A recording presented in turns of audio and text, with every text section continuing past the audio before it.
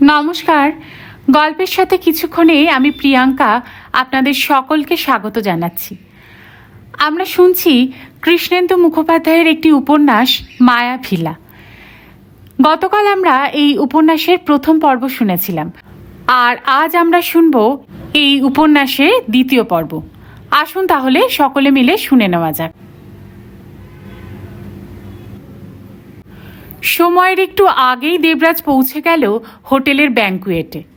সিনেমার প্রযোজকদের ডাকা press conference হলেও দেবরাজ খেয়াল করল ব্যাঙ্কুয়েটটা পুরো ভর্তি হয়নি। যারা এসেছেন তারা নিজেদের মধ্যেই ছোট ছোট দলে ছড়িয়ে ছিটিয়ে বসে আড্ডায় মশগুল। কয়েকজন ফটোগ্রাফার ইতস্তত ছবি তুলছে। তারকা অভিনেতা অভিনেত্রীরা একজনও কেউ নেই। যারা আছেন তাদের কাউকে কাউকে টিভি সিরিয়ালের পার্শ্বচরিত্র দেখলেও নামে চেনে না। দেবরাজ তাই একটু পেছনের দিকে ফাঁকা জায়গায় একটা চেয়ারে বসল। নির্দিষ্ট সময়ের বেশ কিছুক্ষণ পর শুরু হলো কনফারেন্সটা। ছোট্ট একটা ডায়াস, পেছনে ওয়াইল্ড ড্রিমস আনলিমিটেডের একটা ব্যানার। সৈকত সান্যাল তিনজনকে সঙ্গে করে উঠে ডায়াসে বসলেন। তাদের পরিচয় করিয়ে দিলেন পরিচালক নিলয় সেনগুপ্ত, সঙ্গীত পরিচালক আদিত্যনাথ আর প্রোডাকশন ম্যানেজার শ্যামল বড়ুয়া বলে। হ্যান্ড মাইকের সামনে ঈষৎ ঝুঁকে সৈকত সান্যাল শুরু করলেন। এখানে আসার জন্য আপনাদের অনেক ধন্যবাদ। আমরা আজ আমাদের আগামী ছবি মায়াভিলা নিয়ে কিছু বলবো, গান লঞ্চ করব। নিলয়ের পরিচালক, আদিত্যনাথ মিউজিক করেছে। ছবিটা সম্পর্কে বিশদে নিলয় আপনাদের বলবে। এই ছবিটায় কাজ করবে বিক্রমজিৎ, শ্রীপর্ণা, রঘুরাজ এবং আরও কয়েকজন। গল্পটা প্যারানর্মাল হরর মুভি। বাংলা সিনেমায় এই প্রথম আমরা একটা সত্যি সত্যি ঘটনা অবলম্বনে প্যারানর্মাল সিনেমা করছি। শুধু তাই নয়, ভারতবর্ষে সম্ভবত প্রথম একটা প্যারানর্মাল সিনেমা হতে চলেছে যেটা শুটিং হবে সত্যি গল্পের অরিজিনাল লোকেশনে। লোকেশনটা কোথায়? সামনে থেকে একজন সাংবাদিক প্রশ্ন করলেন। ডায়মন্ড হারবারের থেকে একটু এগিয়ে। শ্যামল আপনাদের হোয়াটসঅ্যাপে জিপিএস পিনটা পাঠিয়ে দেবে, গুগল ম্যাপে দেখে নেবেন। তা সত্যি ঘটনার কি শোনা যায়? সামনে থেকে অল্প বিদ্রূপের গলায় আর একজন সাংবাদিক প্রশ্নটা করলেন। অল্প হাসির রোল উঠল। নিলয় আপনাদের বলবে গল্পের আউটলাইনটা। একটু গম্ভীর গলায় উত্তর দিলেন সৈকত সান্যাল। সত্যি গল্প, বানানো গল্প নিয়ে যত সব পাবলিসিটি স্টান্ট। পাশের থেকে একটা মেয়ের চাপা গলার আওয়াজ পেল দেবরাজ।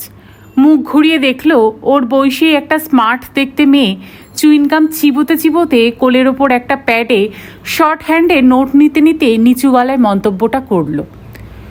দেবরাজ এত মগ্ন হয়ে ডায়াসের দিকে চেয়েছিল, খেয়ালই করেনি কখন মেয়েটা পাশের চেয়ারটাতে এসে বসেছে। ইতিমধ্যে হ্যান্ড মাইকটা নিলয় সেনগুপ্ত নিয়ে বলতে শুরু করলো। বুঝতে পারছি প্যারানর্মাল গল্পটা যে সত্যি হতে পারে সেটা আপনারা অনেকেই হয়তো বিশ্বাস করছেন না। আসলে আমরা অনেকেই প্যারানর্মাল অ্যাক্টিভিটিতে বিশ্বাস করি না, ভাবি ওসব গল্পের বইতে আর সিনেমাতেই হয়। কিন্তু এটা তো অস্বীকার করতে পারবেন না, অনেক কিছুরই বৈজ্ঞানিক ব্যাখ্যা হয় না। ইন্টারনেটে গুগল করুন, ভারতবর্ষে এরকম অনেক জায়গায় প্যারানর্মাল ঘটনা পেয়ে যাবেন। মায়াভিলাও সেরকম একটা জায়গা নিয়ে কোনো প্রচার হয়নি বলে গুগলে এখনও কোনো তথ্য পাওয়া যায় না। কিন্তু আপনারা লোকালিটিতে গিয়ে খোঁজ করুন। একজন অধৈর্য হয়ে মাঝপথে প্রশ্ন করলেন, ঠিক আছে, গল্পটা বলুন। দেবরাজ আর একবার আর চোখে পাশে বসা মেয়েটাকে দেখল। মেয়েটা একই রকমভাবে মাথা নিচু করে চুইনগাম চিবোতে চিবোতে নোট নিয়ে যাচ্ছে। নিলয় মাথার জকি ক্যাপটা একটু ঠিক করে নিয়ে বলতে শুরু করলো। স্থানীয় পঞ্চায়েত অফিসের রেকর্ডে আছে মায়াভিলা প্রায় ৭৫ বছর আগে তৈরি হয়েছিল, অর্থাৎ দ্বিতীয় বিশ্বযুদ্ধের সময়। এখন তাও জায়গাটার কাছে পিঠে গ্রাম লোকালয় আছে, কিন্তু ৭৫ বছর আগে ওখানে একটা ছোট্ট গ্রাম ছাড়া ছিল শুধু ঘন জঙ্গল। ওই জঙ্গলের মধ্যে একটা সাজানো গোছানো বাড়ি কোনো একজন মানুষ কেন করেছিলেন সেটা একটা রহস্য মনে হতে পারে। পঞ্চায়েত রেকর্ড থেকে জানা যায় বাড়িটার মালিক কর্নেল সোমেশ্বর গাঙ্গুলি। আমাদের রিসার্চ টিম খোঁজ করে জেনেছে তিনি আসলে জঙ্গলের মধ্যে এই বাড়িটা তৈরি করে নিজের পরিবারকে নিয়ে আত্মগোপন করেছিলেন। তার পেছনে ছিল আর একটা রহস্য। কাছের গ্রামটার কিছু অতি বৃদ্ধরা তাদের ছেলেবেলায় এই পরিবারটিকে দেখেছিলেন। পরিবারটিতে থাকতেন কর্নেল, ওনার স্ত্রী, শালি এবং ওনাদের একমাত্র ফুটফুটে একটি বাচ্চা মেয়ে। কর্নেল অবশ্য একদম পছন্দ করতেন না ওই বাড়ির ধারে কাছে কেউ আসুক। কর্নেল দৈনন্দিন শাকসবজি পর্যন্ত গ্রাম থেকে কিনতেন না। নিজে গাড়ি চালিয়ে দূরে কোনো জায়গা থেকে নিত্য প্রয়োজনীয় সব জিনিস নিয়ে আসতেন। এছাড়া একজন অচেনা মানুষকে অন্ধকারে সাইকেল চালিয়ে ওই বাড়ির রাস্তার দিকে যাতায়াত করতে দেখা যেত। এর কিছুদিন পরে একদিন গভীর রাত্রে দেখা গিয়েছিল মায়াভিলার দিকে একটা ব্রিটিশ আর্মির সাজোয়া গাড়ি যেতে। তারপর 1 ঘন্টা ধরে গোলাগুলির আওয়াজ চলে। ভয়ে কেউ ওদিকে যায়নি। তখন ভোর রাত্রের দিকে সাজোয়া গাড়িটা ফিরে যায়। একটু বেলা বাড়লে কিছু কৌতূহলী মানুষ গিয়ে দেখেছিলেন মায়াভিলার দরজায় তালা ঝুলছে। জানলার ফাঁক ফোকর দিয়ে উকিঝুঁকি মেরে দেখেছিলেন ভেতরে রক্ত, কিন্তু তারা কোনো মানুষের সাড়া শব্দ পাননি বা লাশ দেখতে পাননি। সবাই ধরেই নিয়েছিল মিলিটারি কর্নেলকে পরিবারশুদ্ধ হত্যা করে মৃতদেহ নিয়ে চলে গিয়েছে। অথচ এই ঘটনার কিছুদিন পর থেকে রাত্রে মায়াভিলাতে কর্নেলের মেয়েকে দেখা যেত, তার কান্নার আওয়াজ শোনা যেত, বা বলা ভালো স্থানীয় লোকেদের বিশ্বাস আজও কর্নেলের স্ত্রী, শালি আর মেয়েকে দেখা যায়। মাঝে মাঝেই শোনা যায় মায়াভিলার মধ্যে ওয়েস্টার্ন মিউজিক বাজছে, গ্র্যান্ডফাদার ক্লকের ঘণ্টা বাজছে। কর্নেলের গাড়ির চাকার দাগ ওই রাস্তাতে এখনও মাঝে মাঝে বর্ষাকালে দেখা যায়। এমনকি গভীর রাত্রে সাইকেল চালিয়ে মায়াভিলার দিকে একজনকে যেতে আজও মাঝে মাঝে দেখা যায়। এইসব চরিত্রগুলোর প্যারানর্মাল অ্যাক্টিভিটি নিয়েই আমাদের গল্প। তার সঙ্গে আছে সত্যিকারের ইতিহাস। কর্নেল কেন ওখানের জঙ্গলের মধ্যে বাড়িটা করেছিলেন, সেই রাত্রে সত্যিই কি হয়েছিল, কি কি প্যারানর্মাল অ্যাক্টিভিটি ওখানে হয়, এই নিয়েই টান টান গল্প। বিশ্বাস অবিশ্বাসটা আমরা দর্শকের ওপরই ছেড়ে দেব। সামনের থেকে সেই সাংবাদিক বললেন, প্যারানর্মাল তো বুঝলাম, গল্পটা ঠিক পরিষ্কার হলো না, নতুনত্বটাও বুঝলাম না। আমেটি ভিলা থেকে আরম্ভ করে পুরনো হাভেলি, হলিউড থেকে বলিউড, এরকম সিনেমা প্রচুর হয়েছে। বাই দ্য ওয়ে, কর্নেলের রোলটা কে করছে? বিক্রমজিৎ। আর স্ত্রী আর শালির রোলটা? মধুশ্রী আর অঙ্গনা। সাংবাদিক মন্তব্য করলেন, বিক্রমজিৎ, মধুশ্রী আর অঙ্গনার ত্রিকোণ প্রেমের ফর্মুলাটা রাখছেন তো? বিক্রমজিৎ আর অঙ্গনার কেমিস্ট্রি এখন বাজারে খাচ্ছে ভালো। দেবরাজ বুঝতে পারল কেউ এই সিনেমার গল্পটাকে সিরিয়াসলি নিচ্ছে না। আর একজন সাংবাদিক মন্তব্য করলেন, বিক্রমজিৎ কর্নেল ব্রিটিশ আর্মি থেকে পালিয়ে গিয়ে জঙ্গলের মধ্যে বাড়ি করে আত্মগোপন করেছিলেন। শুনে রোলটা তো মনে হচ্ছে নেগেটিভ। এরকম একটা নেগেটিভ চরিত্রে বিক্রমজিতের মতো হিরো কাজ করতে রাজি হয়েছে? স্ট্রেঞ্জ। নিলয় বোঝানোর চেষ্টা করলো, না, ঠিক নেগেটিভ নয়। শালির সঙ্গে কোনো ত্রিকোণ প্রেম ছিল না, মেয়ের মতো দেখতেন। আসলে কর্নেলের চরিত্রে একটা পরিবর্তন এসেছিল। উনিও আস্তে আস্তে স্বাধীনতা সংগ্রামী হয়ে উঠেছিলেন, একজন খাঁটি দেশপ্রেমিক ছিলেন। আদিত্যনাথ বিক্রমজিতের জন্য বন্দে মাতরম নিয়ে যে অসামান্য গানটা করেছে, একটু পরেই সেটা শুনলে আপনারা বুঝতে পারবেন। দেবরাজের অনেকক্ষণ থেকে একটা প্রশ্ন করতে ইচ্ছা করছিল, কিন্তু মনের মতো কোনো প্রশ্ন খুঁজে পাচ্ছিল না। এবার একটা প্রশ্ন করেই ফেলল, সিনেমাটা শেষ পর্যন্ত কি ভৌতিক না দেশপ্রেমের? প্রশ্নটা শুনে সামনে বসা সাংবাদিকরা অনেকেই মুখ ঘুরিয়ে দেবরাজকে দেখলেন। নিলয় গলাটা পরিষ্কার করে উত্তর দিতে যাচ্ছিল, তার আগেই ওকে থামিয়ে দিয়ে ওর হাত থেকে সৈকত সান্যাল হ্যান্ড মাইকটা টেনে নিয়ে বলতে শুরু করলেন, পুরো গল্পটা খোলসা করে বলে দিল তো স্পয়লার হয়ে যাবে। সিনেমাটা দেখতে যাওয়ার আর কোনো ইন্টারেস্টই থাকবে না। ভৌতিক শব্দটা ব্যবহার না করে প্যারানর্মাল শব্দটা বরং ব্যবহার করুন। আপনারা আস্থা রাখুন, একেবারে অন্যরকম একটা প্যারানর্মাল সিনেমা দেখবেন আপনারা। এরা অনেক কিছু লুকোচ্ছে। পাশে বসা মেয়েটা দেবরাজের দিকে তাকিয়ে নিচু গলায় বলল, শুনেছি এই গল্পটা নিয়ে স্ক্রিপ্ট তৈরি করছিলেন অসীম ব্যানার্জি বলে এক ভদ্রলোক। তারপর হঠাৎই তিনি অসুস্থ হয়ে যান। জিজ্ঞেস করুন স্ক্রিপ্টের কাজটা শেষ কে করলেন? কোনো উত্তর পাবেন না। সুধন্যবাবু এই কথাটাই বলেছিলেন। দেবরাজ এই প্রশ্নটা করতে সৈকত সান্যাল আর নিলয় নিজেদের মধ্যে একটু মুখ চাওয়াচাই করলেন। তারপর সৈকত সান্যাল বলতে থাকলেন, নিলয়ই শেষ করেছে স্ক্রিপ্টটা। অসীমবাবু যেভাবে লিখেছিলেন, নিলয় অবশ্য গল্পের লাইনটা এক রেখে সিনেমার স্ক্রিপ্টটা একটু অন্যরকমভাবে করেছে। ব্যাপারটা তাতে আরও ইন্টারেস্টিং হয়েছে।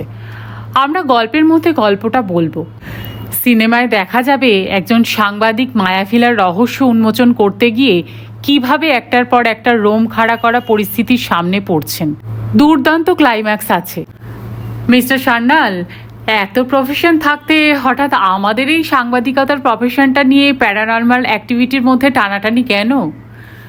সামনে থেকে একজন সাংবাদিক বলে উঠতেই অন্য সাংবাদিকরা হেসে উঠলেন। আলোচনাটা ক্রমশ লঘু হয়ে যেতে থাকলো। ক্লাইম্যাক্স বেশ হবে যদি সিনেমাটার শুটিং শুরু হওয়ার আগে কোনো সাংবাদিক সত্যিই গিয়ে। দেবরাজ অল্প ঘাড় ঘুরিয়ে দেখল একটা বিরক্তি মুখে পাশে বসা মেয়েটা আবার বিড়বিড় করে মন্তব্যটা করতে গিয়েও দেবরাজের সঙ্গে চোখাচোখি হয়ে যাওয়ায় নিজেকে সামলে নিয়ে কথাটা আর শেষ করল না। সৈকত সান্যাল অবশ্য আপ্রাণ চেষ্টা করছেন সিনেমার অন্যান্য দিকগুলো নিয়ে বলতে। প্যারানর্মাল মুভির একটা খুব ইম্পর্ট্যান্ট দিক হচ্ছে ফরলি অ্যান্ড সাউন্ড। আমরা মুম্বাইয়ের বেস্ট সাউন্ড ডিজাইনার জাহির হোসেনের সঙ্গে এগ্রিমেন্ট করছি এই সিনেমায় কাজ করার জন্য। আর লোকেশনের কথা তো আপনাদের প্রথমেই বলেছি, নিজেরা গিয়ে একবার দেখে আসতে পারেন জায়গাটা। শ্যামলের ফার্স্ট হ্যান্ড এক্সপিরিয়েন্স আছে, ভীষণ একটা আনকানিং ফিলিং আছে। চা খেতে খেতে ওকে জিজ্ঞাসা করতে পারেন সেসব। শুটিংয়ের শিডিউলটা আপনাদের জানিয়ে দেব। শুটিং দেখতে আসার জন্য আপনাদের সবার সাদরে আমন্ত্রণ রইল। আমরা চাই এরকম একটা সিনেমার শুটিং আপনারা আপনাদের কাগজের জন্য প্রথম থেকে ফলো করুন। প্রেস কনফারেন্স শেষ হয়ে যাবার পর সিডি লঞ্চ হলো। মামুলি দুটো গান, মধ্যে হলিউড মিউজিক থেকে অনুপ্রাণিত হয়ে ছমছমে একটা মিউজিক। তারপর চা জলযোগের ব্যবস্থা ছিল। দেবরাজ খেয়াল করে দেখল অভিজ্ঞ বয়স্ক সাংবাদিকদের কারুরই এই সিনেমাটা নিয়ে সেরকম কোনো আগ্রহ নেই। নিজেদের মধ্যে জটলা করে একটা সাম্প্রতিক রাজনৈতিক ঘটনা নিয়ে আলোচনা করতেই যেন ব্যস্ত বেশি। একটা কাজ ছিল সৈকত সান্যালের সঙ্গে একবার আলাপ করে সুধন্যবাবুর বেস্ট উইশেসটা জানানো, কিন্তু ভদ্রলোক বড় বড় সাংবাদিকদের নিয়ে এত ব্যস্ত ছিলেন যে সেই ফুরসতটা আর হয়ে উঠল না। চায়ের কাপ হাতে মনে হলো বরং শ্যামল বড়ুয়ার সঙ্গে একটু কথা বলে জায়গাটা সম্পর্কে ফার্স্ট হ্যান্ড এক্সপিরিয়েন্সড একটু জেনে নেওয়া যাক। তাছাড়া ওকে ওর হোয়াটসঅ্যাপ নাম্বারটাও দিতে বলতে হবে জায়গাটার লোকেশনের ম্যাপটা পাওয়ার জন্য। শ্যামল বড়ুয়াও ব্যস্ত হয়ে চারিদিকে তদারকি করছে। ওর দিকে এগিয়ে যেতেই সেই পাশে বসা সাংবাদিক মেয়েটার সঙ্গে প্রায় ধাক্কা লেগে যাচ্ছিল। দেবরাজ নিজেকে সামলে নিয়ে বলল, সরি। মেয়েটা অল্প হেসে বলল, নেভার মাইন্ড। দেবরাজের এবার মেয়েটার গলায় ঝোলানো আইডি কার্ডের ওপর চোখ পড়ল। একটি নামী ইংরেজি কাগজের সাংবাদিক ঈশা সেন। ঈশা সেনের লেখা কাগজে পড়েছে, দারুণ লেখে, কিন্তু ও যে এত কম বয়সী জানতো না। দেবরাজ নিজের পরিচয় দিল, হাই, আমি দেবরাজ চট্টোপাধ্যায়, এই সপ্তাহ। ঈশার মুখ দেখে দেবরাজ বুঝতে পারল এই সপ্তাহর নাম শোনেনি। সেটাই স্বাভাবিক। কিছুটা অস্বস্তি এড়াতে দেবরাজ বলল, ইন্টারেস্টিং লাগলো গল্পটা। বাংলায় ভালো ভূতের সিনেমা তো হয়ই না, লোকেশনটাও বেশ ইন্টারেস্টিং। ভাবছিলাম জায়গাটা সম্পর্কে একটু শ্যামল বড়ুয়ার সঙ্গে কথা বলে যাই। ঈশা আবার তির্যক হাসল। ওয়েল, তোমার প্রশ্নটা ভালো ছিল, সিনেমাটা শেষ পর্যন্ত ভৌতিক না দেশপ্রেমের। তবে মনে হচ্ছে প্রশ্নটা তুমি করার জন্যই করেছিলে, গল্পটা আরেকটু খোলসা করে জানার জন্য চেপে ধরলে না। এরা ক্লেম করছে সত্যিকারের প্যারানর্মাল অ্যাক্টিভিটি, জিজ্ঞেস করলে না সত্যিকারের কি প্যারানর্মাল অ্যাক্টিভিটি হয় ওখানে। আবার স্ক্রিপ্ট করেছে একজন সাংবাদিক গিয়ে এই রহস্যভেদ করবে। খোঁজ নিয়ে দেখেছ কি যে গল্পটা নিয়ে এরা সিনেমা করবে বলছে সেটা সত্যিই সত্যি কিনা? মেয়েটা কথাবার্তাতেও বেশ স্মার্ট, অল্প আলাপেই আপনি থেকে তুমিতে নেমে এলো। তবে ঈশার প্রশ্নের উত্তরটা হলো, না, তা জানি না। যাওয়ার প্ল্যান করছো তাহলে ওই মায়াভিলায়? একটু ইতস্তত করে দেবরাজ বলল, ইচ্ছে তো আছে। কি হবে মায়াভিলায় গিয়ে? শুটিং দেখবে? ঈশার মুখে তির্যক হাসিটা লেগেই আছে, যার মানে হতে পারে তুমি প্রপার হোমওয়ার্ক করে আসনি। দেবরাজকে চুপ করে থাকতে দেখে ঈশা অর্থপূর্ণ ইঙ্গিত করল। সাংবাদিকদের আসল কাজ সিনেমাটার গ্ল্যামারের পেছনে না দৌড়ে সত্যি ঘটনা উদ্ঘাটন করা। আমার রিপোর্টটা সামনের শুক্রবার বেরোবে, খেয়াল থাকলে পড়ে দেখো। দেবরাজের শুধু মনে হলো বয়স কম হলেও বড় কাগজের সাংবাদিকদের এই রকমই আত্মবিশ্বাস হয়। হাইওয়ের একপাশে বাইকটাকে দাঁড় করালো দেবরাজ। কানের ব্লুটুথে মোবাইলের জিপিএস থেকে নির্দেশ এসেছে টার্ন লেফট। বেশি বেলা হয়নি, এখন মোটে 10:30 বাজে। আকাশ ঝলমলে পরিষ্কার। বাঁদিকের জনবহুল রাস্তাটা দেখে মনে হচ্ছে না এই রাস্তাটা একটা জঙ্গলের মধ্যে দিয়ে গিয়ে শেষ হবে মায়াভিলা বলে একটি পরিত্যক্ত বাড়িতে, যেখানে 70 বছর নাকি কোনো মানুষের পদার্পণ হয়নি। অথচ গুগল ম্যাপে শ্যামল বড়ুয়ার পিন করা লোকেশনটা এদিকেই দেখাচ্ছে। সেদিন প্রেস কনফারেন্সের পর সুধন্যবাবু আর রিঙ্কিদিকে সব বলেছিল দেবরাজ। দুজনেই মন দিয়ে শুনেছিলেন সব এবং ব্যাপারটা নিয়ে আলোচনা করেছিলেন। সুধন্যবাবু বলেছিলেন, দেখো দেবরাজ, আজ থেকে 60-70 বছর আগে ওইসব অঞ্চলে অনেক ডাকাত ছিল, হয়তো কোনো ডাকাতের সর্দারের বাড়ি হবে ওটা। রিঙ্কিদি মানতে চায়নি, কিন্তু বাবা, তার সঙ্গে আজকের দিনের প্যারানর্মাল অ্যাক্টিভিটির কী সম্পর্ক? সুধন্যবাবু আরও যুক্তি দিয়েছিলেন, এরকম বেশ কিছু পরিত্যক্ত বাড়ির সন্ধান পাওয়া যায় যেগুলো দুষ্কৃতীরা ভূতের বাড়ি বলে চাউর করে রাখে। আসলে দেখা যায় ওখানে ওরা চোরাই জিনিসপত্র লুকিয়ে রাখে আর ভূতের ভয় দেখিয়ে স্থানীয় কাউকে ধারে ঘেঁষতে দেয় না। আবার দেবরাজ যেটা ঈশা সেনের কাছ থেকে শুনে এসেছে সেই সম্ভাবনাটাও উড়িয়ে দেওয়া যায় না। আমি মেয়েটার লেখা ফলো করি, খুব ধারালো আর অ্যানালিটিক্যাল লেখে। এই তো গত বছর best reporter of the year award পেল। হয়তো ওর ধারণাটাও ঠিক। আজকাল সিনেমার প্রোপাগান্ডা করার জন্য প্রডিউসাররা অনেক নীতিবিরুদ্ধ কাজকর্ম করে। এটা সৈকত সান্যালের চালও হতে পারে। এই যে অসীম ব্যানার্জি লিখতে লিখতে হঠাৎ উন্মাদ হয়ে গিয়েছেন, এটা একটা প্রোপাগান্ডাও হতে পারে। হয়তো উনি কোনো কারণে অসুস্থ হয়েছেন। ঠিক সময়ে এই ঘটনাটাও সূক্ষ্মভাবে সৈকত সান্যাল সিনেমাটার প্রোপাগান্ডার কাজে লাগাচ্ছেন। তা সত্যি ঘটনা অবলম্বনে গল্পটা শেষ পর্যন্ত কে লিখলেন? দেবরাজের মনে পড়ে গিয়েছিল এই একই প্রশ্ন ঈশা করেছিল। যে উত্তরটা শুনে এসেছিল সেটাই বলেছিল, সিনেমাটা ডিরেক্টর নিলয় সেনগুপ্ত। রিঙ্কি বলেছিল, খুব বড় লেখকের গল্প না হলে সবসময় তো দেখি পরিচালকই লেখক, চিত্রনাট্যকার।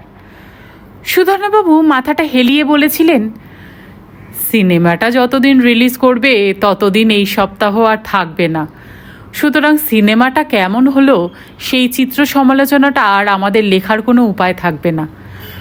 তবে দেবরাজ, তুমি যদি সাহস করে একদিন জায়গাটা দেখে আসতে পারো আর স্থানীয় মানুষদের সঙ্গে কথা বলে আসতে পারো, তাহলে আমাদের হাতে গোনা পাঠকদের জন্য অন্তত শেষ সংখ্যায় মায়াভিলাকে নিয়ে একটা ইন্টারেস্টিং আর্টিকেল লিখে যেতে পারবে। কথাটা দেবরাজের মনে ধরেছিল, কানে যেন বেজে উঠেছিল সেদিন ঈশা সেনের বলা কথাটা। আর সিনেমার শুটিং শুরু হওয়ার আগে কোনো সাংবাদিক যদি সত্যিটা যদি বার করতে পারে, এই সপ্তাহের জন্য শেষ আর্টিকেলটা একেবারে মন প্রাণ দিয়ে লিখবে। তবে সেই সঙ্গে একটা জেদও মনের মধ্যে চেপে গিয়েছিল, পরের শুক্রবার ঈশা কী লেখে। ঈশার লেখার চেয়েও ভালো লিখবে সে। কিন্তু পরের শুক্রবার ঈশার রিপোর্টিংয়ে প্রেস কনফারেন্সের পাওয়া তথ্য নিয়ে 4 লাইনের একটা লেখা আর সিডি লঞ্চের ছবি ছাড়া আর কিছুই না পেয়ে বেশ অবাক হয়েছিল দেবরাজ। জিপিএসে দেখানো বাদিকের রাস্তাটার মোড়ে একটা ছোট্ট হোগলা চায়ের দোকান। দোকানের বাইরে দুটো মুখোমুখি বেঞ্চ, জনা 3-4 লোক বসে আছে। দেবরাজ ঘড়িতে সময় দেখল সকাল 10:30। বাইকটা দোকানের একপাশে দাঁড় করালো। দোকানে চা ছাড়া পরোটা ঘুগনিও বিক্রি হচ্ছে। অনেক সকালে খেয়ে বেরিয়েছে, খিদে পাচ্ছে। তাছাড়া এই সুযোগে স্থানীয় মানুষগুলোর সঙ্গে কথা বলে নেওয়া যাবে।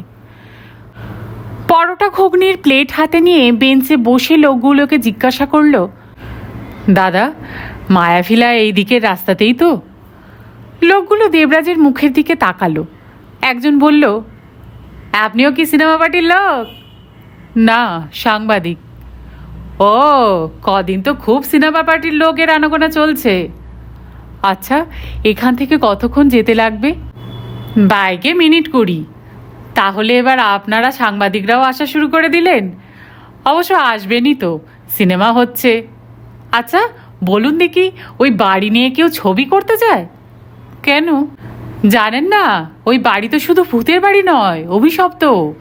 সেই অভিশাপ একবার আপনার লেগে গেলে আর নিস্তার নেই। এই যে রাস্তাটা দেখছেন, 3 কিলোমিটারের ভেতরে গেলে একটা গ্রাম পড়বে, নন্দীগ্রাম। গ্রামের প্রান্তে একটা সর্বমঙ্গলার মন্দির আছে। ওই মন্দির পেরিয়ে আর কেউ যায় না। তারপর জঙ্গল, জঙ্গল পেরিয়ে সেই বাড়ি। মুখে নাম নিতে নেই। দেবরাজ হাসল। হাতে মোবাইল ফোন নিয়েও এই বিজ্ঞানের যুগে এসব বিশ্বাস করেন? একটা লোক চুপ করে বসেছিল, এবার রেগে গিয়ে বলে উঠল, আপনাদের বিশ্বাস আপনাদের কাছে রাখুন। আপনার বিজ্ঞান বলতে পারবে কেন 3-3বার গোটা গ্রামের লোক উজিয়ে গিয়ে গোটা বাড়িটাকে জ্বালিয়ে দিতে গিয়েও পারেনি? কেন ওদিকে একটা বেড়াল কুকুরও যায় না? কেন মাঝে মাঝে ওই রাস্তাটার মোটর গাড়ির টায়ারের দাগ দেখা যায়? ফাঁকা বাড়ির ভেতর থেকে মাঝে মাঝে ইংরাজি গান শোনা যায়, ঘড়ির ঘন্টার আওয়াজ শোনা যায়। আগের লোকটা যোগ করলো, 2বার 2টো লোক সাহস দেখিয়ে বাজি ধরে এক রাত থাকতে গিয়েছিল এই বাড়িটায়। দুটোকেই পরে বাড়ির বাইরে হার্ট ফেল করে মরে থাকতে দেখা গিয়েছিল। মিলিয়ে দেখে নেবেন, গ্রামের একটা লোকও শুটিং দেখতে ওখানে যাবে না। দোকানি বলল, আপনি ছেলে ছোকরা মানুষ, সাংবাদিক, যাচ্ছেন যান, আশেপাশটা ঘুরে চলে আসবেন। এই ভর দুপুরেও কিন্তু ওই বাড়ির মধ্যে একা ঢুকবেন না। চোর ডাকাতও কোনোদিন ওর ভেতরে ঢোকেনি। শুনেছি ভেতরকার জিনিস যেমন সব ছিল তেমনই আছে। একটা উই পর্যন্ত কাটেনি, এমনকি একটা চামচিকি বাদুর পর্যন্ত নেই। দেবরাজ জানতে চাইল, আচ্ছা মায়াভিলা বাড়িটার ইতিহাস কিছু জানেন? আশ্চর্যভাবে লোকগুলো মায়াভিলা নিয়ে আর কোনো কথাই বলতে চাইল না। খাবারের দাম মিটিয়ে দেবরাজ মায়াভিলার দিকে যাওয়ার রাস্তাটা ধরল। লোকগুলো যেমন বলেছিল, একটা সময় নন্দীগ্রামের সীমানায় সর্বমঙ্গলার ছোট্ট মন্দির পড়ল। তারপরে জঙ্গল, জঙ্গল পেরিয়ে মায়াভিলার সামনে পৌঁছিয়ে আশ্চর্য হয়ে গেল দেবরাজ। সত্যি এরকম একটা জায়গায় একটা কলোনিয়াল ধাঁচের দোতলা বাড়ি প্রায় অক্ষত অবস্থাতেই রয়েছে। বাইকটাকে স্ট্যান্ড করে দেবরাজ মোবাইলে কয়েকটা ছবি তুলল। তারপরে খেয়াল হলো, রিঙ্কিদি পৌঁছে গিয়ে একটা ফোন করতে বলেছিল, কিন্তু ফোনটা করতে গিয়ে দেখলো সিগন্যাল স্ট্রেংথের একটাও দাড়ি নেই। বাড়িটার সামনে একটা 3 ধাপ সিঁড়ি উঠে একটা ছোট্ট টানা লম্বা বারান্দা, তার মধ্যিখানে সদর দরজা। দরজাটা জীর্ণ হলেও মোটামুটি মজবুত। দেবরাজ সাবধানে পাল্লাটা ঠেলল। ক্যাচ ক্যাচ করে একটা আওয়াজ করে দরজাটা খুলল। বুকে সাহস বেঁধে ভেতরে পা রাখল দেবরাজ। তারপর আলতো করে দরজাটা বন্ধ করে দিল। একটা ভ্যাপসা গন্ধ ঘরে, আলোও কম। বন্ধ দরজাগুলোর ফাঁক ফোকর দিয়ে বাইরের রোদ তীক্ষ্ণ রশ্মির ফলার মতো এদিকে ওদিকে ইতস্তত পড়ছে। সেই আলোতে ঘরের ভেতরটাও ঠাহর করতে কিছুক্ষণ সময় লাগলো। দরজা দিয়ে ঢুকতেই বড় এই হলঘরটা সম্ভবত বসার ঘর। 3 সিটারের একটা সোফা আছে। যদিও তার লাল মখমলের গদিগুলো নষ্ট হয়ে গিয়েছে, কিন্তু কাঠটা ভালোই আছে। মধ্যে একটা সেন্টার টেবিল। সেন্টার টেবিলের ওপর সিলিংয়ে একটা মাকড়সা ঝুলে ভর্তি ঝাড় লণ্ঠন। দেখে বুঝতে পারল এককালে এই ঝাড় লণ্ঠনটা মোমবাতির আলোয় জ্বলত। কোনো ইলেকট্রিকের তার নেই। সেন্টার টেবিলের কাচের টপটায় কয়েকটা ফাটল ধরলেও ভেঙে পড়েনি। একটা হলদে হয়ে যাওয়া পুরনো খবরের কাগজ দিয়ে একটা কিছু ঢাকা দেওয়া আছে। কাগজটা অনেক পুরনো ইংরেজি কাগজ, 1944 সালের জানুয়ারি মাসের। কাগজটা আলতো করে তুলেই দেবরাজ চমকে উঠল। কাগজের তলায় শোয়ানো আছে একটা পুতুল, বেশ পুরনো পুতুলটা। পুতুলের ফ্রকটা একেবারে রং জ্বলে খসটে হয়ে গিয়েছে। ভীষণ চোপসানো চেহারা, কিন্তু আশ্চর্য পুতুলটির মার্বেলের গুলির মতো দুটো চোখ। সবুজ চোখ দুটো নিথর ঠায় যেন চেয়ে আছে ওর দিকে। দেখে গা শিরশির করে উঠল দেবরাজের। তাড়াতাড়ি কাগজটা আবার ঢাকা দিয়ে দিল পুতুলটার ওপর। দেবরাজ এবার দেয়ালের দিকে চোখ ফেরালো। জায়গায় জায়গায় পলেস্তেরা খসে পড়েছে, কিন্তু তারই মধ্যে একটা দেয়ালে ঝুলে আছে বড় একটা অয়েল পেন্টিং। ফ্রেমটা ঈষৎ বাঁকা হয়ে ঝুলছে। ছবির ওপর বেশ ঝুল পড়েছে বলে ছবির মুখগুলো খুব একটা স্পষ্ট নয়। দেয়ালে এদিকে ওদিকে আলো পড়লেও ছবিটার ওপর কোনো আলো পড়ছে না। আগেরকার দিনে সম্ভ্রান্ত পরিবারে এরকম অয়েল পেন্টিং আর্টিস্টদের দিয়ে আঁকিয়ে টাঙানোর রেওয়াজ ছিল। এই ছবিটাও সেই রকম। একটা বাহারি চেয়ারে বসে আছেন একজন সম্ভ্রান্ত ভদ্রমহিলা। চেয়ারের একদিকের হাতলে বসে আছে নীল ফ্রক পরা বছর ৮০ একটা মেয়ে। অন্যদিকে বুক চিতিয়ে দাঁড়িয়ে আছেন একজন পুরুষ। দেবরাজের মনে হলো ইনিই কি কর্নেল সোমেশ্বর গাঙ্গুলি, আর বাকি দুজন ওনার স্ত্রী আর কন্যা। অয়েল পেন্টিংয়ের পুরুষটির পোশাক দেখে মনে হচ্ছে না উনি কোনো মিলিটারির কর্নেল। স্যুট টাই পরে একটা কঠিন মুখ করে চেয়ে আছেন। দেবরাজের মনে হলো এটা একটা ইম্পর্টেন্ট পেন্টিং। মায়াভিলা নিয়ে আর্টিকেল লিখতে গেলে এই ছবিটা সঙ্গে যাবে ভালো। সঙ্গের মোবাইল ক্যামেরাটাই ভরসা। পকেট থেকে মোবাইলটা বার করে ছবিটার দিকে তাক করে ক্যামেরার অ্যাপসটা খুলে ফ্ল্যাশটা অন করলো, কিন্তু শাটারের আইকনটায় আঙুল ছোঁয়াতেই মোবাইলটা হঠাৎ হ্যাং হয়ে গেল। এটাই অবশ্য খুব একটা আশ্চর্য হলো না দেবরাজ। মডেলটা ৩ বছর ব্যবহার করেছে, পুরনো হয়েছে, এবার বদলানোর সময় হয়েছে সেটা মাঝে মাঝেই জানান দেয়। তাছাড়া এতটা রাস্তা জিপিএস অন করে এসেছে, ব্যাটারিটা অবশ্যই অনেকটাই ড্রেন হয়ে গিয়েছে। তবে একটা জিনিস খুব খটকা লাগলো দেবরাজের। চায়ের দোকানের লোকগুলো পর্যন্ত বলেছিল এখন সিনেমা পার্টির আনাগোনা হচ্ছে এখানে, কিন্তু মায়াভিলার ভেতরে দাঁড়িয়ে মনে হচ্ছে সত্যিই বহুকাল কোনো মানুষের পদার্পণ হয়নি এখানে। মেঝের ধুলোর ওপর একটা পায়ের ছাপও নেই। এরকম সময়ই পেছন থেকে ক্যাঁচ ক্যাঁচ করে একটা আওয়াজ শুরু হলো, আর একটা ঠান্ডা হাওয়া স্রোত যেন গলার কাঁচটা ছুঁয়ে চলে গেল। চমকে উঠে ফিরে তাকালো দেবরাজ, কেউ আবার দরজা দিয়ে ঢুকলো নাকি? কিন্তু না, দরজাটা বন্ধই আছে। তবে মনে হলো কেউ যেন চট করে ডান দিকের একটা ঘরে ঢুকে পড়ল। এদিকে ওদিকে চেয়ে ক্যাচ ক্যাচ আওয়াজের শব্দের উৎসটা খুঁজে পেল দেবরাজ। পেছনের দিকের জানালার একটা পাল্লা ক্যাচ ক্যাচ আওয়াজ করে অল্প দুলছে। ঘরের মধ্যে চট করে চোখটা চারদিকে বোলালো। সব একই রকম আছে, শুধু সেন্টার টেবিলের ওপর থেকে পুতুলটা ঢাকা দিয়ে রাখা খবরের কাগজটা উড়ে পড়ে গেছে মাটিতে। দেবরাজ এগিয়ে গিয়ে পুতুলটার উপর আবার কাগজটা ঢাকা দিয়ে দিল। ক্যাচ ক্যাচ আওয়াজটা বন্ধ হয়ে গেল। আবার ছবিটার দিকে মুখ ঘুরিয়ে অল্প চমকে উঠল দেবরাজ। পেছনে যে জানালার পাল্লাটা দুলছিল তার একটা ফুটো দিয়ে এই সূর্যের আলোর রশ্মির ফলা এবার সরাসরি গিয়ে পড়েছে ছবিটার মধ্যে ভদ্রমহিলার মুখের ওপর। যিনি ছবিটা এঁকেছিলেন আশ্চর্য দক্ষ শিল্পী ছিলেন। এতটা ঝুলধুলোর মধ্যেও কি প্রাণবন্ত লাগছে মুখটা, চোখ ফেরানো যাচ্ছে না। ভীষণ করুণ মুখটা। এক দৃষ্টে চেয়ে থাকলে মনে হচ্ছে কিছু যেন বলতে চাইছে ওই মুখটা। ছবিটাকে ছেড়ে এবার অন্যান্য ঘরগুলো দেখতে পা বাড়ালো দেবরাজ। বসার ঘরটার একদিক দিয়ে একটা সিঁড়ি উঠে গিয়েছে দোতলায়, তার পাশে একটা ঘর। ঘরটায় ঢুকতে গিয়েই মুখে মাকড়সার ঝুল ভর্তি হয়ে গেল দেবরাজের। ঘরটাকে দেখে মনে হলো রান্নাঘর। ভেতরে আর ঢুকলো না দেবরাজ। উল্টো দিকের ঘরগুলো দেখতে এগিয়ে গেল। সেখানে পাশাপাশি দুটো দরজা, একটায় তালা দেওয়া, অন্যটা খোলা। খোলা দরজাটা আস্তে করে ঠেলে ভেতরে ঢুকলো। ঘরটা খুব একটা বড় নয়। একটা দুজনের বসার কাউচ, একটা কাচের পাল্লা, খোলা আলমারি আর একটা টেবিল। টেবিলের ওপর পুরনো দিনের দম দেওয়া গ্রামোফোন রেকর্ড প্লেয়ার। কাচের আলমারির মধ্যে রয়েছে অনেক দিনের পুরনো বেশ কিছু গ্রামোফোন রেকর্ড। দেবরাজের আবার মনে পড়ে গেল একটু আগে চায়ের দোকানে শোনা কথাগুলো। চোর ডাকাতেও কোনোদিন ভেতরে ঢোকেনি, শুনেছি ভেতরকার জিনিস সব তেমনই আছে, একটা ওই পর্যন্ত কাটেনি। কথাটা মনে হচ্ছে অক্ষরে অক্ষরে সত্যি। সেদিন নিলয় প্রেস কনফারেন্সে বলেছিল মায়াভিলার মধ্যে ওয়েস্টার্ন মিউজিক বাজে। চায়ের দোকানের লোকগুলোও বলেছিল ইংরাজি গান শোনা যায়। সেটা কি এই গ্রামোফোন থেকেই বাজে? লোকে কোনোদিন জানার চেষ্টা করেনি। লোকের সত্যি যে একটা আশ্চর্য ভীতি আছে এই বাড়িটা নিয়ে, সেটা আসার সময় চায়ের দোকানটাতেই বুঝেছে। তবে এটা নিয়ে যে এই সপ্তাহের জন্য শেষ আর্টিকেলটা লিখতে গেলে, বাড়িটার সম্পর্কে খুঁটিয়ে বর্ণনা দিতে গেলে নিজেকেও সব কিছু খুঁটিয়ে দেখতে হবে। বুঝতে হবে কেন বছরের পর বছর ধরে বাড়িটার ভেতরে সব কিছু একই রকম আছে। জানতে হবে কি এর আসল রহস্যময় ইতিহাস। সন্দেহ নেই, একবার সিনেমার শুটিং আরম্ভ হয়ে গেলে ভেতরের এই সাজানো জিনিসগুলো সব লণ্ডভণ্ড হয়ে যাবে।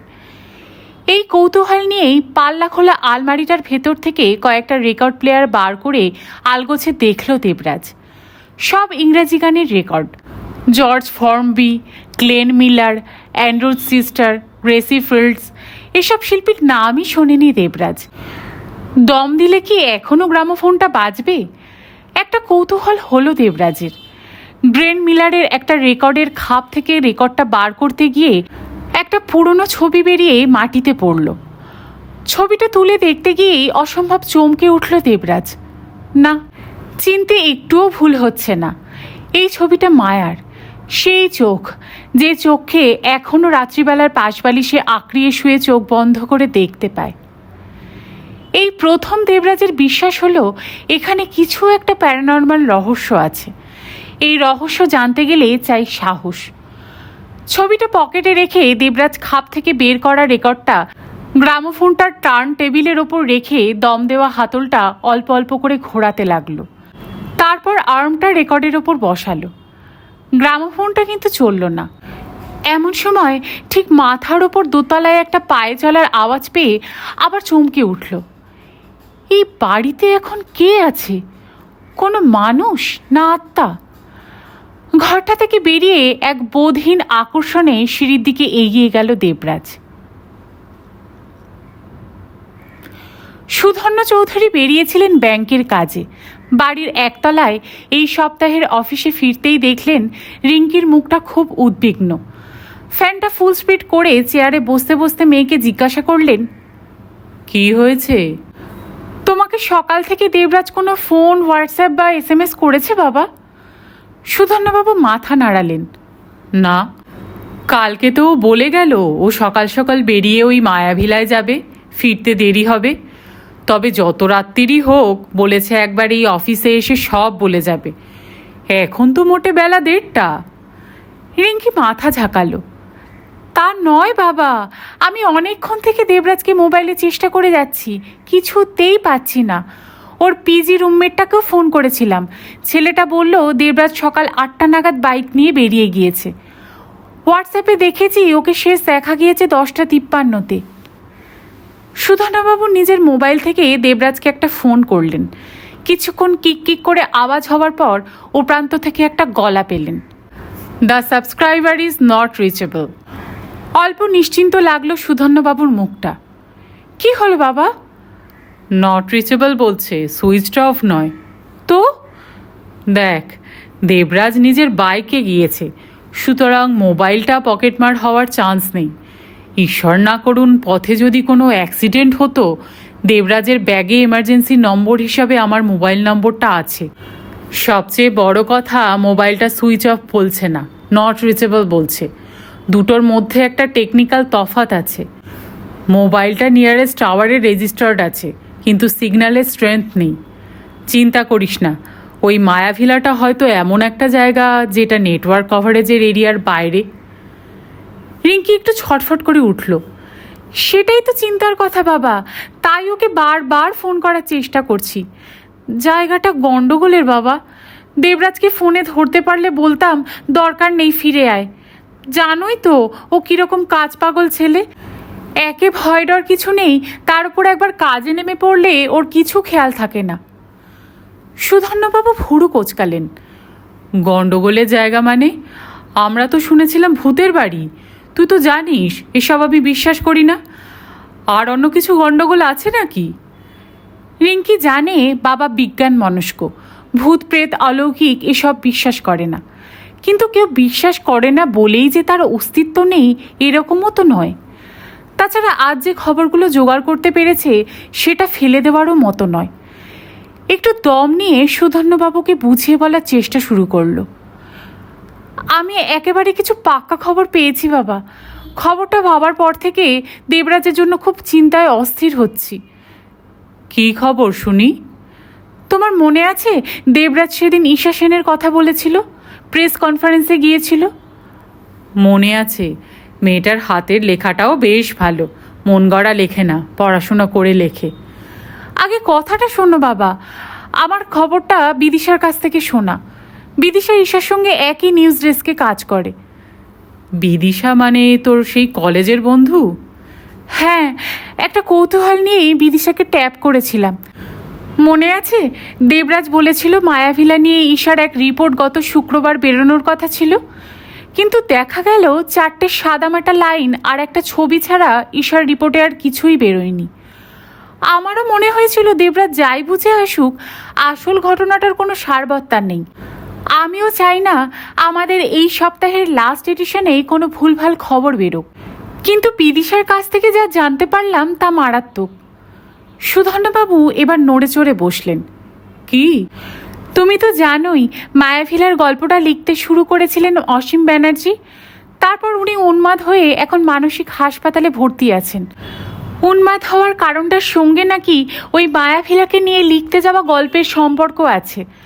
আমি খোঁজ নিয়ে জেনেছি উনি বেলেঘাটা লেকের কাছে নিবেদিতা মানসিক আরোগ্য নিকেতনে ডক্টর প্রসূন গোস্বামীর আন্ডারে ভর্তি আছেন।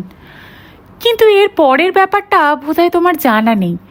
মনে আছে তুমি সেদিন দেবরাজকে জিজ্ঞাসা করেছিলে সত্যি ঘটনাটা অবলম্বনে শেষ পর্যন্ত গল্পটা কে লিখেছে? দেবরাজ বলেছিল সিনেমার ডিরেক্টর নিলয়, কিন্তু গল্পটা অসীম ব্যানার্জির পর আর একজনকে দিয়ে সৈকত সান্যাল লেখানোর চেষ্টা করেছিলেন, তার নাম রমেন পোদ্দার। এটা ঈশা সেন বার করেছে। রহস্যটা হচ্ছে এই রমেন পোদ্দার এখন নিখোঁজ। নিখোঁজ? কবে থেকে? সেটা শুনে দেবরাজের জন্য আমার চিন্তাটা আরও বেড়ে গিয়েছে। রমেন পোদ্দার সৈকত সান্যালের প্রোডাকশন ম্যানেজার শ্যামল বড়ুয়ার সঙ্গে মায়াভিলায় গিয়েছিলেন গল্পের অনুভূতিটা পেতে। সেদিন খুব বৃষ্টি বাদলা ছিল। রমেন পোদ্দার নাকি খুব সাহসী মানুষ। যখন বৃষ্টি বেড়ে সন্ধ্যের রাত্রির দিকে গড়াচ্ছিল, শ্যামল বড়ুয়া আর ওই জায়গায় থাকতে চায়নি, কিন্তু রমেন পোদ্দার জোর করে থেকে গিয়েছিলেন। ইনফ্যাক্ট সেই রাত্রির পর থেকেই নাকি তার কোনো খোঁজ নেই, মোবাইলেও পাওয়া যাচ্ছে না। সুধন্যবাবু চোখটা বন্ধ করে নিজের মনে চিন্তা করে নিচু গলায় বলতে থাকলেন, স্ট্রেঞ্জ, একটা জলজ্যান্ত লোক নিখোঁজ হয়ে গেল। বড় খবর। এটা তো তাহলে সিনেমার প্রোপাগান্ডা নয়। সৈকত সান্যাল তাহলে সেদিন বলতো, কিন্তু সৈকত সান্যাল এটা নিয়ে কিছু বলছেন না কেন? তারপর চোখটা খুলে একটু ঝুঁকে রিঙ্কিকে জিজ্ঞাসা করলেন, তোর বিদিশা খবরটা ঠিকঠাক দিয়েছে তো? 100% বাবা। বিদিশার সঙ্গে সেই কলেজ থেকে আমার একদম অন্যরকম রিলেশন। ইনফ্যাক্ট ঈশা সেন খোঁজ খবর করার জন্য শ্যামল বড়ুয়াকে ওদের অফিসে ডেকেছিল। ওরা যখন কথা বলছিল তখন কিছুটা সময় বিদিশা পাশেই ছিল, নিজের কানে শুনেছে। কি ভৌতিক জানি না বাবা, কিন্তু দেবরাজের জন্য ভীষণ ভয় করছে। দাঁড়া, একবার কুশলকে ফোন করে দেখি যদি টাওয়ারের লোকেশনটা পাওয়া যায়। লালবাজারের ইন্সপেক্টর কুশল মিত্র সুধন্যবাবুর বন্ধুর ছেলে। সুধন্যবাবুকে বেশ শ্রদ্ধাও করে, ছোটোখাটো দরকারে সাহায্যও করে। কিন্তু কুশল মিত্রকে মোবাইলে ফোন করতেই কুশল চাপা গলায় বলল, ডিআইজির সঙ্গে একটা তদন্তে আছি কাকু, ফ্রি হলেই আপনাকে রিং ব্যাক করছি। আর কোনো কথা বলার সুযোগ না পেয়ে ফোনটা ছেড়ে দিয়ে একটা লম্বা শ্বাস ছেড়ে সুধন্যবাবু বললেন, অনেক হিসাব মিলে যাচ্ছে, আবার অনেক কিছু মিলছে না। কি বাবা? রিঙ্কি জানতে চাইল। এক, ঈশা সেনের রিপোর্টটা কেন সেদিন 4 লাইনের বেশি হয়নি? তার কারণ হয়তো ঈশা সেন নিজে ব্যাপারটা নিয়ে পাকা সাংবাদিকের মতো আরও খোঁজখবর করবে।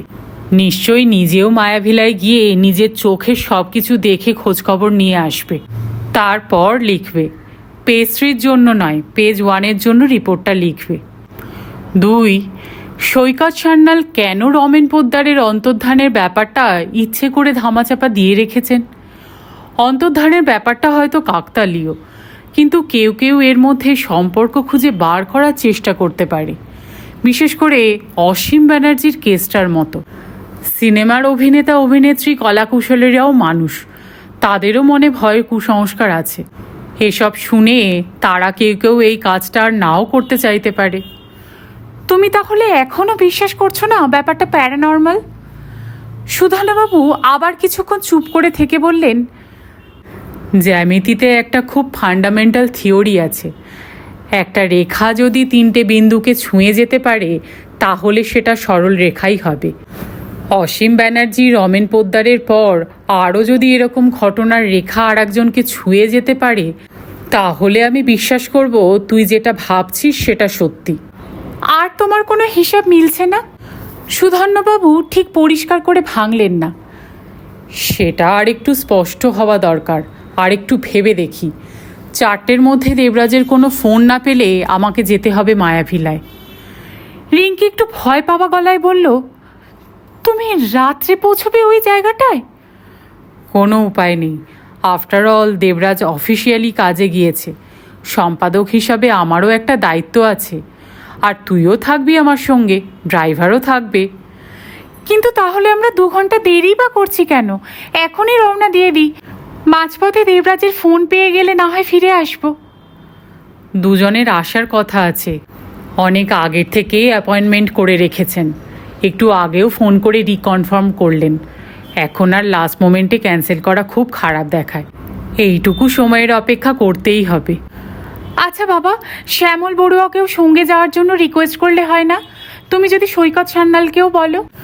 যদিও দেবরাজ হোয়াটসঅ্যাপে সব ইনফরমেশনই আমাকে দিয়ে গিয়েছে, কিন্তু শ্যামল বড়ুয়া হয়তো আরও কিছু জানে।